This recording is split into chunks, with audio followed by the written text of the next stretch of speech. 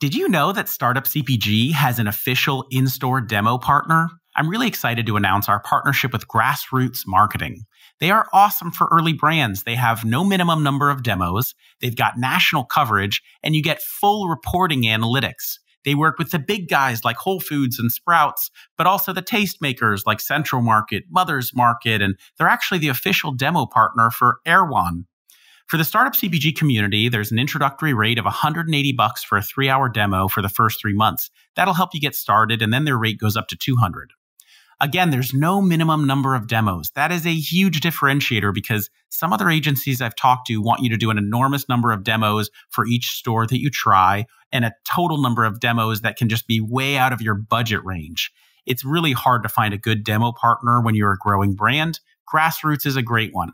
If you'd like to chat with their team, email hello@grassrootsdemos.com and ask for the Startup CPG community discount, or connect with Bridget or David on our Slack channel or LinkedIn.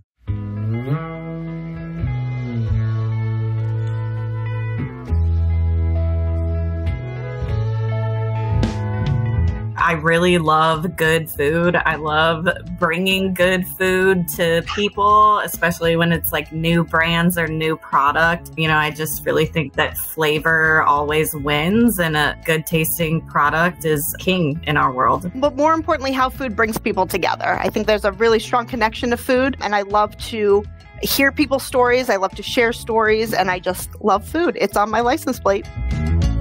Check, check, check, check on the microphone. Oh, hey there, CPGers. Welcome back to the podcast. I am your host, Daniel Scharff. Today's episode is a doozy. I am really excited for you to hear behind the scenes with two amazing food service buyers from Thyme Market. It's not so often you get to hear what really goes through their minds, so I think this is a super cool listen. You're going to hear a lot about Lizz and Allie and their favorite brands, how they discovered them, how their categories work. Enjoy! Check on the microphone! Woo! All right, welcome to the Startup CPG Podcast. Today's guests are Lizz Ingrassia and Allie Cotter, our first food service buyer duo from one of my favorite grocers, Thyme Market. I recently met up with Lizz and Allie at Fancy Foods Las Vegas, and I thought it was high time we dove into the mind of grocery food service buying. Lizz has a pretty epic career. In addition to her 6 years at Thyme, leading up to her current role as Senior Category Manager for Food Service, she's also worked at Lucky's, Aramark, and even as an executive chef. Allie, who is the category manager for deli and prepared foods, has done it all at Thyme. She previously worked on dry grocery, frozen, dairy, beer and wine, and seems to be almost everybody's favorite coworker. So welcome both of you to the show. I'm really excited to have you here. Thank you for having us. We're excited as well. Yeah, thank you. All right. So just to get us started, I think maybe, Lizz, we could start with you and then ask Allie the same question. What do you both love about the world of food service? Yeah, so the food, but more importantly, how food brings people together. I think there's a really strong connection to food, and I love to hear people's stories. I love to share stories, and I just love food. It's on my license plate. All right, Allie, same question for you. Yeah, probably a similar answer. I really love good food. I love bringing good food to people, especially when it's like new brands or new product. I just really think that flavor always wins, and a good tasting product is king in our world. All right. Both of those answers resonate with me. I do also love food, and I like good food. Lizz, maybe coming back to you, can you? I gave some of your intro in the podcast intro that I just did, but I think it's always better for everyone to hear it from you. Do you mind just telling everybody how'd you get your start in this crazy industry, and what were some of those experiences that you had? Absolutely. So I actually started in food service at 15 and a half as a server at Bob Evans. So dating myself a little bit there. So my best friend's mom was an AGM, and we thought, hey, this sounds like fun. Let's get jobs. And once you get into food service, specifically restaurants, you're just hooked. It's such an incredible world. So I have in my career, I have held the role of executive chef in various food service formats. I've worked in corporate dining, bars, restaurants, catering, senior dining, and then I got into retail. So it's been a wild ride, but a lot of fun. Okay, and what are the biggest differences for you for working, let's say, the more traditional side of food service to the retail side of food service? I heard you call it. So, it's still fast paced. It's still people. So that's really where my passion is and what I really enjoy. Differences would be how to go to market. From plating food to a packaged meal, which is, you're striving for the same goal and getting it out to the customer.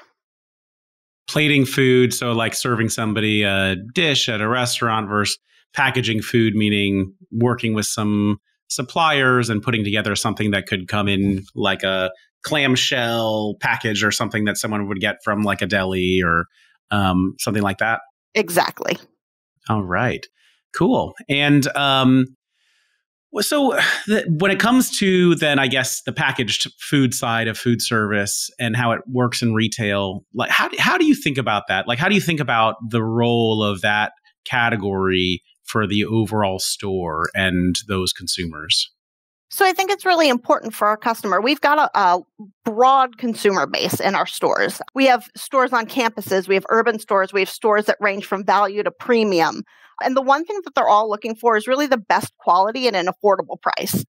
So we're seeing a shift in meals and products that look like they're made in-house. So that's where we can really take that food service and restaurant experience and bring it to our consumers in a packaged meal. Okay, great. And so specifically for Fresh Thyme, do you mind, just for anybody who hasn't had the pleasure of checking out a Fresh Thyme, which really is one of my favorite grocery stores in the country to go into, what experience do you hope that a consumer has at Fresh Thyme? And, what is Fresh Thyme for people who don't know it? So in Fresh Thyme, you're going to find conventional items. You're going to find new items. You're going to find alternative items. So you're vegan, you're gluten-free.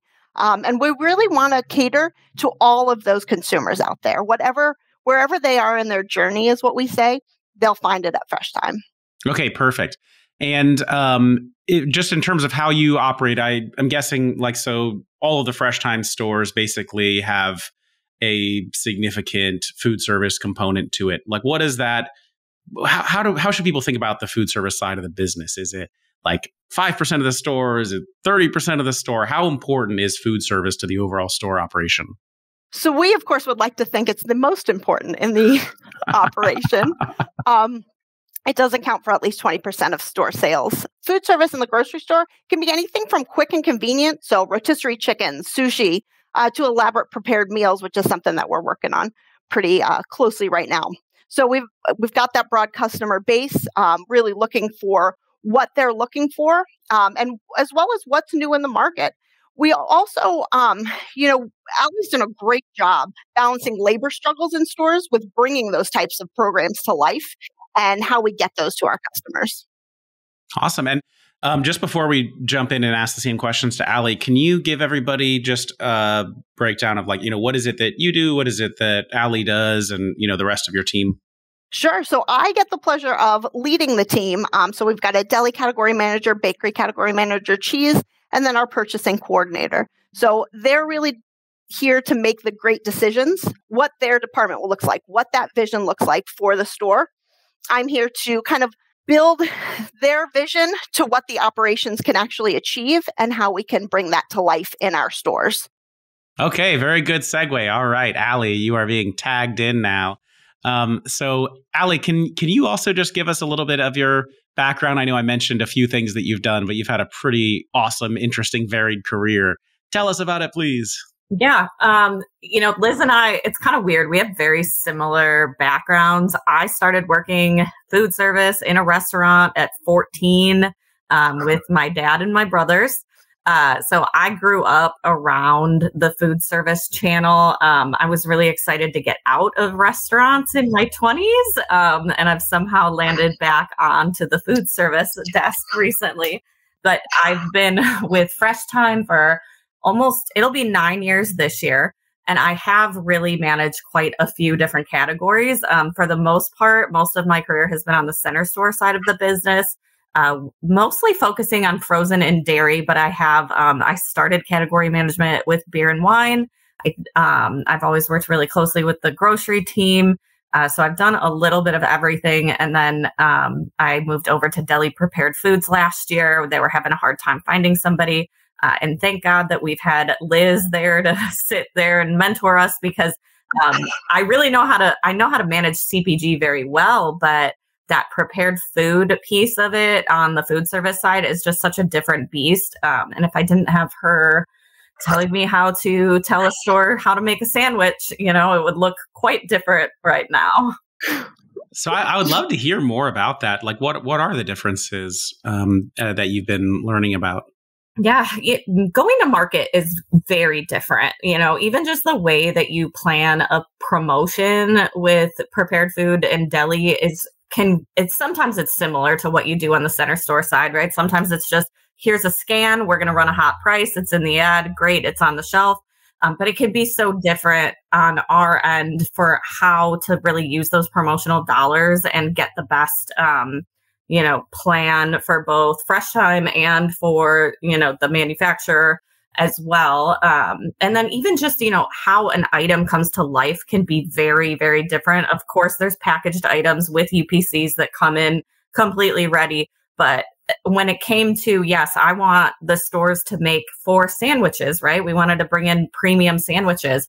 I know what ingredients go into it, but how to tell, a team member how to use their labor and how to build the sandwich exactly the same every single time is a very different plan building procedure than I've ever been used to. How does that work? How do they know? I mean, from a shopper perspective, I have no idea. I walk up, I order the thing, and then I see them make it and they give it to me, and that's great. But yeah, there must be some kind of training or process to make sure it fits with how you guys have designed it, so it executes across all the stores. How does that work? Yeah, typically, Liz and I come up with an idea, and I come to her and I say, how do I write an SOP on this? And then we get in a store and we literally build whatever it is that we're looking for stores to build, so that we know from A to Z exactly how that item needs to be prepared. And then we write it all down in like A to Z step list for a store to follow. And it's really as detailed as we can make it, because with 70 stores, everyone learns and executes a little bit differently. So we really want to be just as clear to every single employee that we can be. Okay, so you said SOP, which I believe means standard operating process or procedure. Yeah. And so that would be like step 1, take out the turkey. Step 2, cut the turkey. Step 3, and then, and it would include the order of like, what should you put on first? When do you need to put it into the toaster? When would you add the toppings? What's an example of a new product that you did an SOP for? So recently we brought in what Liz and I have been calling international meal kits, because they're, kind of cuisines from around the world. But we literally, we got in store. So parts of that meal kit come to a store completely ready. They just open up the package and put it in. But then there are parts of that kit that they need to kind of collect from around our grocery store. So it gets really granular. It tells them, exactly what onion to grab, how much of that onion to cut, what portion size goes into that, and we're really specific about ounces and everything like that. But yeah, that would be a recent one we did. And so I guess when a new team member comes on, I guess in their onboarding, they would flip through a book of all those SOPs, or it's more just going to be training from somebody else who already kind of knows and has read through that, who's going to teach them how to do that stuff? Or how does that work? I think a little bit of both, right, Liz? Yep, a little bit of both. So they should have them in their possession in their kitchen, but you've got a new person kind of showing and guiding the new team member. Because, I don't feel like I've ever seen, when I've ordered a sandwich, somebody flipping through the book, which I have seen at a bar, right? You go to a bar and you order something. If it's a newer bartender, they're like, I don't know how to make a, gin gimlet, or I don't even know what that is, but like maybe let's, why don't we just Google it for fun, just in case? So I guess that must be them doing a pretty good job then, if they already have all of it pretty down, or at least making you feel like it's seamless. And then when you have a new one, then obviously there's some kind of communication that goes out to the team, and then someone will take the initiative and figure it out and probably show the rest of the people to make sure that they can all execute it. So that's pretty interesting. And then getting back to the international flavors. So how did you come up with that idea? Is that is that spontaneous? Is that consumer driven? Is that like, hey, we need a new idea. Okay, what's it going to be? Let's figure out what's going on in the stores. What's the inception? Yeah. So of course it always depends on the item, right? Like sometimes, and I'm completely serious, I'll get a text message from Liz in the morning that she had a dream of some new flavor and that we should get to the store and test it. She's not wrong. I want to be on that text chain. I'm curious. But yeah, so it could definitely be something like that. But I'll say for something like these meal kits, like it's more about watching trends across, even just the whole grocery store. So international flavors are really popular right now, especially as we see the consumer shift from restaurants back into grocery stores again. We know that the customer is really looking for a restaurant experience, but at a value and something that they can maybe do for themselves at home. So that's really where we start, right? We figure out what trend do we want to follow. And then, first step is kind of reaching out to my broker partners and asking like, hey, does anybody have something like this? And luckily with these kids, it turned out we did have a company that we partner with pretty closely that has, I think, like 10 different meal kits. And we just order them in, send them to the stores, and then the stores build. Okay, so when the idea doesn't come from, Liz, who literally dreams about food, and want to introduce the customers, which is great. I love the passion. Can you maybe, Allie, you could give us an example of, what are all the products that you're working with? And probably the brands who are all listening to this would like to know, how much of that would be opportunities for, branded products, and, how much of that plays into who you work with. Yeah. So when you walk a Fresh Thyme prepared foods, deli, food service set, I'll say that we are mostly branded at this point. And that's really from a shift from, really it goes back to COVID, right? So during COVID, we didn't have the labor and we really had to pull back on quite a bit, not even just labor, but there were certain things that nobody was doing in store at that point. And getting back, we have a strong desire to get back to the look, the feel, and the perception of in-store made and created. But that's a really challenging thing for any grocery store to accomplish right now with the constraints in the labor market. So we have really gone, pretty branded, retail ready packaging. You'll see like, we've got a huge Kevin's presence in our set because their kind of brand promise aligns really well with what our customers are looking for. And, it builds out that shelf really well. So for our stores, there is quite a bit of opportunity for, branded product. Okay. And so what you manage is deli and prepared food. What are some of those branded products that you have in there? You mentioned Kevin's, but just for anyone who doesn't know what that is, and what are some of the other products, your biggest ticket items? So, if you went and walked like one of our deli items, we have quite a bit in. So we've got like Kevin's and prepared meals. Then we have like Kassia's pierogies, one of my personal favorites. I'm a big pierogi girl. Yeah. We just brought in a brand called Bolani that I love. They make really delicious flatbreads and sauces. We have quite a bit of refrigerated pasta too. So wait, hold on just on the Bolani point, because I did see your LinkedIn post about them, which I wrote down a quote I wanted to put on here. So Bolani, which is a brand a lot of people love. They have flatbreads, right, which you just recently introduced.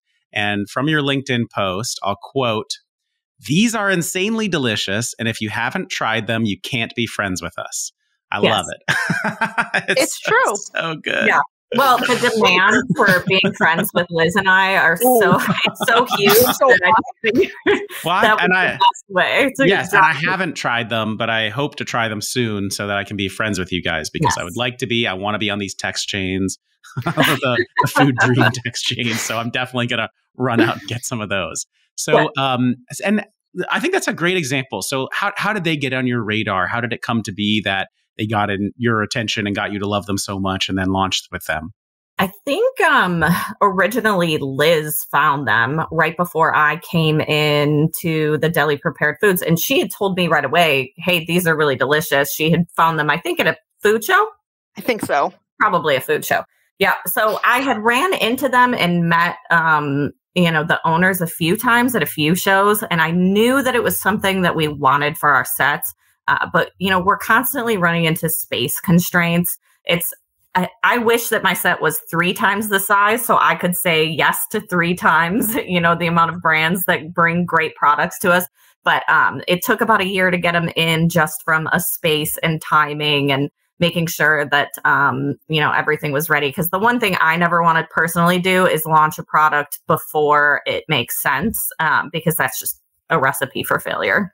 Yeah, makes sense. Okay. And if your space was twice as big, let's say, what's the first category or type of product you're going to start looking to blow up? Man, I wish I had more space for this thing because this is what I really want to have in the set right now. Or this is what people are really looking for. Or this is just what I personally love. This is a really fun question. I would go the refrigerated sauce route. One on the market that's like constantly in my feed, and I would love to give them the space, is Haven's Kitchen. So they're doing some really cool stuff over there. Unfortunately, we just really don't have the space for like a full refrigerated dressing sauces. But yeah, that's probably the first thing I would expand. I would bring in some refrigerated sauces. Okay, I'm sure she'll be really happy to hear that. I'm sure someone will tell her that she's maybe on deck. Okay, so Liz, same question to you. If you had way more space in the overall set, if it's something that you personally love or just an area you think is doing really well or a trend, is there something specific that you would love to have more space for? So I've been sitting in as bakery category manager for a few months as that role is being filled. And I would say the one thing I would go after is refrigerated desserts. So fancy cakes, something that a customer could walk in, pick up, and really be excited to take to a party or take to a family member's house. That's what I would go after. What is your favorite refrigerated dessert? Oh, that's a tie between tiramisu and tres leches cake. Yeah. Allie, do you have one? Mine, the one that I'm on right now is a frozen one. It's the Yasso Poppables. I don't know much about them, but I have the Poppables, which they're I think well known for the Greek yogurt kind of popsicle style bars that are pretty good. But now they have the Poppables, which is just like a little mini donut hole kind of looking thing, which has chocolate on the outside, which I'm sure is why I like it so much. And then the yogurt on the inside, which they're super good. But I always order from Amazon Fresh, and it will look like anything except for a bunch of separate balls by the time it's out of the freezer. I don't know if it's because they deliver it or just they're sensitive, but by the end, it just kind of looks like a brick of little things together, but it's still good. I break them open, and then I just have a messy, chocolatey 2 hands to wash off after, but it's worth it. Allie, how about you? So it would probably be with, it's really any dessert that has a fresh raspberry on top of it. I can't say no to a fresh raspberry. So cheesecake in particular. And then if we're playing the fun game of frozen, Johnny Pops, go to every single time. They have the best flavors. They're so good. They're clean label. They've got organic SKUs. Love them. All right. I've got to connect you then with the brand Barris. I don't know if you tried them at Expo, but they are frozen chocolate covered raspberries. Ooh, it's perfect for her. It's good. It's good. They'll be in our dedicated section actually at Fancy Foods. So if you're at that show, which I hope you guys will be, then you'll definitely be able to check them out there. But you should just get some samples. They're really, really good. And they are beautiful. It looks like you think it looks like. It's just gorgeous. And maybe will stand up better in my freezer than my like sort of Tetris-y chocolate block where I think I need like, I remember this one episode I watched way back when of Ollie G, I think, or something, where he pitches Donald Trump, like pre modern Trump, of his business idea, which was the ice cream glove or something. So he's like, not a bad idea. All right, I gotta go. Was it to eat the ice cream with the glove, or like to grab the ice cream out of the freezer? It's for a cone, so the cone doesn't drip on your hand. And it's like, yeah, I mean, everyone should watch Allie G, I think. The way he does it is very ridiculous. And I think he gets him to say like, it's not a bad idea. But I don't see it on market. But if anyone knows about it, then maybe send it my way for when I eat my Yassos. All right. So then, Allie, maybe there's a better question for you, but like, let's say once you start working with Bolani or someone else like that, how does that process grow? Like, okay, yeah, I like your product. I have a good understanding of how it works on a retail side. Like, okay, yeah, give us your pricing, come up with a plan. How are you going to support it? And promotions and, demos are going to do that. Okay, great. And, who's your distributor? Okay, we can pull from them, or we need to figure this out. What's that like for you guys with a brand? It can be a little bit different because in the food service space, promotional funds typically aren't as deep as they can be in the center store side. So we know often that, building a plan for the year can look a little bit different, which actually has been really fun. It's nice to get creative about how we promote and get, brands and fun items in front of the consumers without the traditional, BOGO tag or whatever. But typically I'm starting off by, what I want to know for them, what they've found has been most successful, and kind of build off of that. I know that I typically like to urge brands and companies to sample as much as possible. I think that it's a really useful tool. It's low investment typically, but you're getting the actual product into the customer's mouth, which is, the real way to get somebody to love your product. We'll be right back. Hello, everybody. Have you ever reached out to a traditional recruiting agency to try to fill a role and then been shocked when you found out that they charge up to 30% of a first-year salary? That could be $50,000 or way more. That's so unaffordable for an early brand. But there's great news. I am thrilled to announce that Startup CPG now has an official recruiting partner that I think is the best fit for emerging brands. They are called Creative Alignments. They're a top-tier recruiter, and the best thing is that they work on an hourly model. It's called time-based recruiting. Often, you could fill a position with them for just 10 to 12% of a first-year salary, and if you work with them on multiple roles, you could save even more. They've worked with RX Bar, Cauli Power, Kodiak Cakes, Olipop, and so many other brands, and they are extremely well regarded within our Startup CPG Slack community. So if you're considering hiring, I really recommend reaching out to them for a free consultation. You can visit their website at creativealignments.com or email them directly. Our contact is frank.milianti, that's MILIANTI at creativealignments.com. And now, back to the show. Okay, and then what about the distribution side? So like, okay, let's say on the retail side, typically, I think you guys work pretty well with KeHE. And there will be some brands, right, maybe coming in through food service that wouldn't already be set up through KeHE. Do you still work mainly through KeHE for food service? Do you have other distributors that would be your go-tos? Yeah, so KeHE is our main distributor for basically the whole Fresh Thyme enterprise. We do have our own distribution center that I will pull, some of our food comes through there. It's unfortunately refrigerated only, and that's where we tend to hit some hiccups is if it's a frozen product that's slacked, it has to go through KeHE, and that can, it offers its own challenges, just like any distribution company can cross. But for the most part, it's KeHE or our distribution center. Okay. So Maybe Liz, back to you. Have you seen a brand do a really good job, like, right out of the gate or just over the years working with you guys, whether it's because they did some great sampling or they had a good program or they just nailed the distribution part of it? Any good examples to call out? Yeah, just recently we launched Wonder Monday. It's a high protein cheesecake, mini individual cheesecake. And they were with us every step of the way. So they were asking great questions, even before their contract was signed with KeHE, which really led us down the right road to make sure we had the right answers and they were getting the most fair treatment they could. And then they had all of these beautiful graphics that they sent us. So we were ready to launch with a plan. We sent it over to our great marketing team who launched it with, social posts, which are huge right now. In our ads as well. So we were able to really get ahead of it and build the plan and launch it very successfully. And it's been doing really well for us.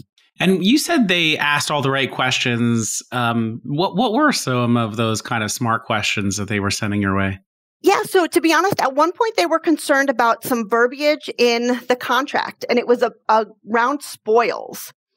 And what they were understanding it or how it was being explained to them was not exactly how it was true. So I was able to get in and kind of be that middle person to say, oh, no, that's not what they mean. Here's what this means. And we were able to move forward with that contract. That's a pretty interesting topic. Probably you can both imagine on the brand side, like, okay, we get sent a contract. And maybe from you guys, it's like, oh, yeah, we just sent them the kind of normal thing. For us, it's like, we're like, oh no, like this one part really doesn't work for me, but like I want to work with them. I don't want them to, if I send back a red line, be like, well, we just won't work with you, or it's going to get held up by legal for a month now. And I don't know, maybe it'll happen, maybe it won't. Like, well, what is it like when brands come back to you with questions, whether it's on, a contract or something about the pricing? Like, does it annoy you? Do you feel like, it sounds like the way that Wonder Monday did it was, actually made you have an even better impression of them? Absolutely, because it helped us get to the finish line. So they weren't questioning it because they didn't want to work with us. They were questioning it because they needed to understand and they needed to make smart decisions. They are a small company. This is we're their first large retailer in the Midwest. So they were really branching out from what their comfort zone was. And it did. It helped us get across the finish line. We'll take those questions all day long and try to support these brands. Because if we're passionate about it, then we hope our customers will be as well. That's awesome to hear that you were the first retailer for them in the Midwest. Do you have a preference for either, being first to market in the Midwest with certain brands, or, you prefer more to work with local brands, which may also be in some other retailers around you? Do you have a thought process around that? So I'll turn that to Allie, but I would say that, we're both pretty passionate about first to market and how we can really capitalize on that. Yes, I will say I am very competitive. And if you give me the opportunity to be first to market, it's like music to my ears. I love it. But it also has to be the right product, right? Like I wouldn't just launch something that doesn't make sense for us based on that. So of course, yes, we love, there are some national brands like Boar's Head, right? They're one of the biggest brands that we work with in the deli, but then we do really love being a destination for local customers too. That's been a really big focus for us the last couple of years. And if you go in, hopefully you're always finding that Midwest local, and we get pretty micro local too, honestly. There's not as much local in the prepared food set, just based on there's not a lot out there, but like dips, we focus pretty heavy on it. And then in the bakery, there's tons of local because that's really what makes the most sense in our department. And so I love to hear that you like to be first to market, and probably every early brand does too, because we want someone to help us be first to market. And that means you really like to take a chance on early brands. So I love it. From your perspective, though, why? Why do you like to be first to market? Because for us, we're like, hell yeah, let's do it, please. But is it like because you think consumers are going to know that you guys and are first to market with stuff, and have that feeling like this is a place I can discover products that aren't available at other grocery stores? Or do you just want them to feel like you have a very fresh set? Or is there even, I don't know, some pride about being in the industry and being like, yeah, competitors, suck it. We were first to market with that. Like, what is it? I would love to understand it better because we love it so much to hear. It's definitely a mixed bag of that, but I will say there is always a little bit of suck it. I got that first. Thank you for admitting that. Yeah.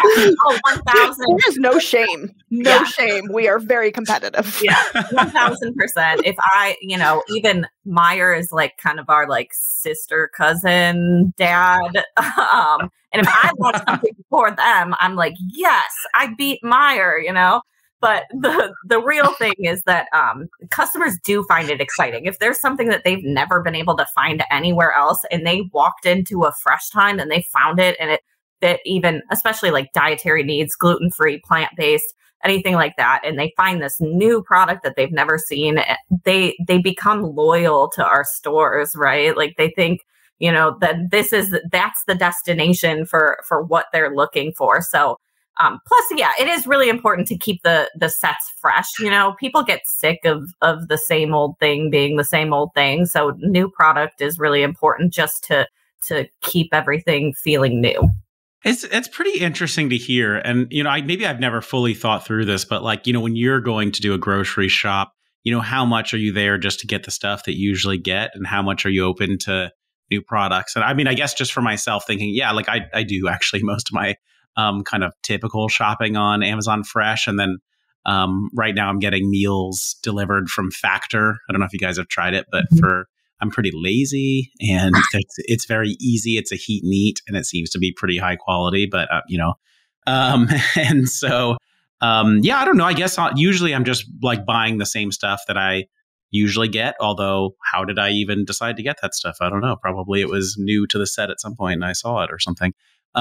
So like, how do you think your consumers are shopping? Do they have an eye out usually for the new stuff? Or are they mainly in there, just, filling up the basket with the usual shop? It probably depends on the item, I'll say. Like, we've got, when we launch something new, we'll give it like a special new tag to kind of entice that consumer over. But that alone does not mean that the item will sell off the shelf. It really has to be, it's like finding that perfect mixture of, yes, it's new, but it's also the right time. It's the right product. The branding is right. The packaging looks good. I'll say for Fresh Thyme specifically, I think our customers, when they're grabbing new product, it's usually dietary needs driven for most of the store. We do have I think the number one attribute our customers look for is gluten-free. So for them, it's definitely, well, and also, we have so many specialty items that you can't find in other retailers. So I definitely think that that's kind of what drives, I would hope that our customers find us to be like an incubator of new products. That's pretty interesting. And, some people say like, oh, you need to see a product 7 times before you buy it. Like a consumer needs 7 touch points before they'll pull the trigger. Do you think that's true? Or do you think, maybe if it's a gluten-free thing, if they see something that's new and exciting, they're just going to go for it first time? What do you think, Liz? I think impulse. If it's something that they, I've never tried this before, or, this sounds good, they're going to pick it up. I don't think they need to see it 7 times. All right. And by the way, I should qualify my Amazon Fresh customerhood by saying if I lived near a Fresh Thyme, I would shop there because I've said very publicly here and on LinkedIn that Fresh Thyme is really just one of my absolute favorite places. It's like you walk in and it has that kind of farmer's market feel, but it's so beautiful and thoughtfully curated and just a great store. And the people who work in the store are so helpful and you can tell are very passionate about what they're working on. So I think that would actually be enough to get me up out of my podcast chair, out of my house, all the way into the store, or at least I would click to collect, which I think is something that you guys are working more on as well, right? Like with online orders and pickup. Is that a goal for you guys, for your department? Oh, absolutely. The more we can get in the basket, the better off we are. So we are really working towards how the customer shops and what entices them to put something in their basket online, because they're not seeing it, they're not touching it. So how do we draw that to the consumer? So what do Liz and Allie have for lunch? I'm always curious. What are your go-tos? Like if let's say you're heading to the store, or you're just ordering something, or you're buying something and having it at home. What's your go-to? What'd you have today, Liz? I had olives and pickles and some salami and carrots. Was it Freestyle Snacks olives? No, it was DeLallo. Okay, I know you carry those in the store. I saw those when I was there. They're a local brand. And I was really thinking when I saw them in there, I'm like, yeah, if I were starting a brand, maybe I would do it in Chicago, because then you get like access to these very, very amazing local retailers. Oh, absolutely. No, I do love Freestyle Snacks. That's a great one to eat in the car. We call that car food. It's one of our favorites. But yes, Allie and I, we snack a lot. We pick at things kind of like raccoons. We'll is this is it the girl dinner thing, but yes. girl lunch also, or? That's exactly what it is. Okay. For anyone who doesn't know what that is, that's like this Instagram meme, I guess, or trend that went very viral, I think, late last year, of people just showing like kind of more snacking dinners called girl dinners.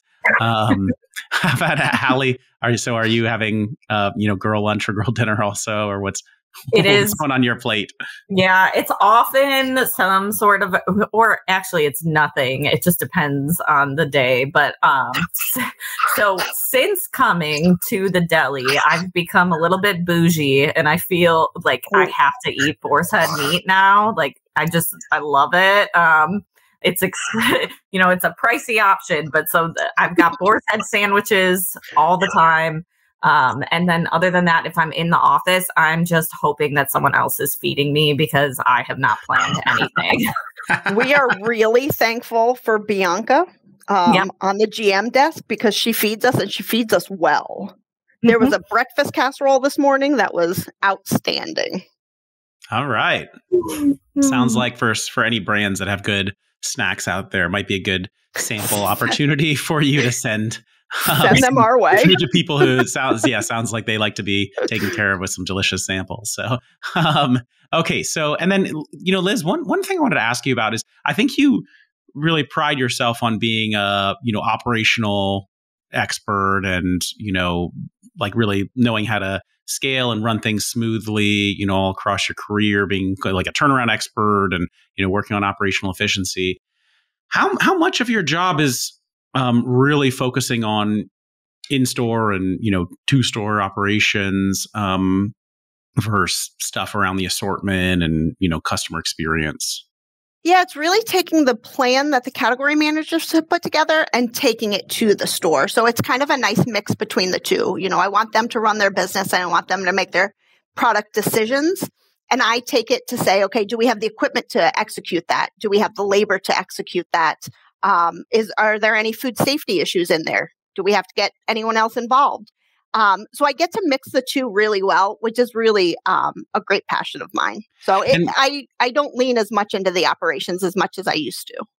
So what are the metrics, let's say, you care the most about on a quarter-to-quarter basis or year-to-year, whatever it is? Year-over-year comp sales. Okay, that makes sense. So sales first, and then if, let's say, if you're not dreaming about the next amazing dish, and instead you're having a nightmare, what's in the nightmare? What could go wrong that would ruin your day very quickly? Oh, anything around food safety issues. That'll ruin a day real quick. And if that happens, what usually could be the source of that? Obviously, one would be there's a problem with the product itself from the brand. Sure, it could be a recall. It could be that a health department came in and found something that we need to go in and recoach to, which is never fun, and it's never a fun conversation, but it's something we want to keep our consumers as safe as possible. How often do you actually have to do a recall with a brand? Because I know for us, like, that's a horrible nightmare situation that we're kind of like, we're dead if that happens. But you guys probably see it, I mean, at least every now and then. Every now and then. We're really thankful. We really have not had many that we've had to deal with, knock on wood, this year. Yeah, usually, I want to say, on average, I usually have 1 or 2 a year that I'm dealing with. But honestly, a lot of the times they're not even like super serious recalls. Okay. It can be something like, they spelled gluten wrong and they had to recall it, because they're concerned just in case. But it's not that often. And let's say in that instance where it's like, okay, it's a misspelling, how pissed are you about it when you have to deal with it? It sounds like you're pretty understanding, actually. Yeah, you've got to roll with it. I mean, there's nothing you can do. If you get angry, you're just causing gray hairs. Yeah. We also know that's got to be like a nightmare for the brand. Like none of them want to be recalled. It's got to be for them. I assume it's way worse for a brand and a company than it is for us when product gets recalled like that. So I think we're pretty understanding. Yes, pretty much the worst thing that we can imagine for us. But I was pretty interested on a recent episode of the podcast. I had Jamie Valenti-Jordan on, who runs Catapult Commercialization Services. He's kind of our resident ops and scaling expert. And it was interesting to hear how he talked about it. I think we were talking about like getting your product started and, putting something out there and, like maybe launching before you think the product is even perfect. And he was saying like, yeah, actually some brands may launch something and you could even do kind of a strategic recall on it. Just to like get then your perfect product out there and then just, hopefully have a nice story for the category manager that they would accept that's around like, hey, actually like the expiration date is not quite what we thought it would be. We want to swap that out for a new product. And the way he was so much more like calm and confident about it. Whereas for me, I'd be like, please don't kill us. Like, can we still have a business, please? Is it okay if we have to swap these out?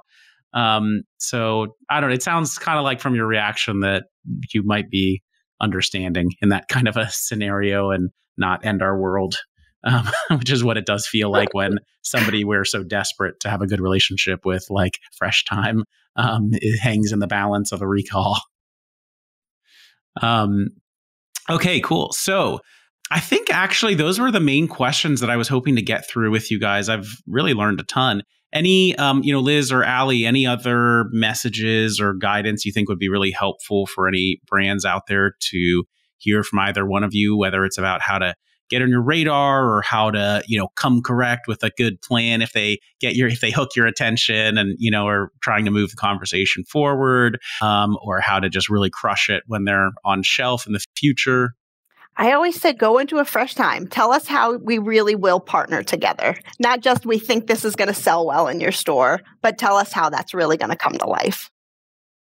I think that's a great point. And I learned so much when I was in the store. I think I mentioned this on the podcast that I did with the VP of Center Store, Jonathan Lawrence. But because I went into the store and I looked at, when I was running a beverage company, I looked at the beverage set and then I came to the category manager with like, hey, I think actually if you could please add these 2 new SKUs that we have. And then I think you could move the set around so that they're here. I think these products could go better here. And she was totally open to it. And I think she really liked to hear that I'd been in there and talking to the store managers about it. And it makes all the difference when you are, have something kind of actionable, right? I guess it can be hard for somebody who's not in the region to do that. But I don't know, probably there are creative ways to do it, phone a friend with an iPhone, FaceTime your way in. Mm-hmm. It's a great idea. Yeah. Allie, how about you? Any other final tips and tricks to add? I would say, if you're cold calling, make sure that you're reaching out to the right buyer. If you can imagine on LinkedIn, I probably get 10 new messages a day. And I'd say like 80% of those aren't anything that I would ever buy. So it makes it a little bit difficult to even sort through to the brands that are applicable to our categories. And then, I just always say patience. Like, sometimes it just takes a while for the timing to be right. If we like your product, if we say we like it, just keep following up. I'll say follow-ups are so big for us because we do just have a huge book of business sitting in front of us. It's not just about product. It's also, about a million other metrics. But yeah, follow up, be patient. Knowing our stores is a huge thing. Make sure that it's a right fit for us and for you. All right. I love to hear it. And then for anybody hoping to catch you guys at an upcoming trade show, what are the ones for the rest of the year that you think you might be at or will definitely be at? So we will definitely be at IDDBA, and then we should be at the KHE Winter Show. Summer Show? Winter Show. I think it's in the summer for the winter. For the winter. There it is. I always get that one backwards too. All right, perfect. Well, hey, thank you both very much. I hope you don't mind if our listeners are interested, maybe they can give you a follow on LinkedIn and just stay up to date on your content and learn about new brands that you're excited about. And I just want to say thank you again, because I love Fresh Thyme so much, and your whole team is so nice. And even, the few team members I think that I don't already know at this point, like Liz, I think got your attention at Fancy Foods, and you were so nice and chatted to me. And then I probably gushed about how much I like your whole team. And so it sounds like it would be a really fun place for anybody to work, and that you guys have a good time, as evidenced by this podcast also. So thank you. We really just appreciate how good of a friend you guys are, I think, to all emerging brands. And it's very evident if you just walk into a store, you can see it, because of how many of the brands like Freestyle Snacks are just sitting there looking pretty. They look great in the store. They have good assortment. You really highlight those brands. They all love working with you. And so thank you for propping up the early brands in the community and giving us a better shot. We really appreciate it. Well, thank you for having us, and we do have a lot of fun. I have the best team in the store. I can't say enough great things about Allie and the rest of my team, so I'm very lucky. I can see it. Yeah. All right. Okay, thank you both so much. It really has been a pleasure. Thank you. Thank you, Daniel. All right, everybody. Thank you so much for listening. If you enjoyed the podcast today, it would really help us out if you can leave a 5-star review on Apple Podcasts or Spotify. I am Daniel Scharff. I'm the host and founder of Startup CPG. Please feel free to reach out or add me on LinkedIn. If you're a potential sponsor that would like to appear on the podcast, please email partnerships@startupcpg.com. And reminder to all of you out there, we would love to have you join the community. You can sign up at our website, startupcpg.com, to learn about our webinars, events, and Slack channel. If you enjoyed today's music, you can check out my band. It's the Super Fantastics on Spotify Music. On behalf of the entire Startup CPG team, thank you so much for listening and your support. See you next time.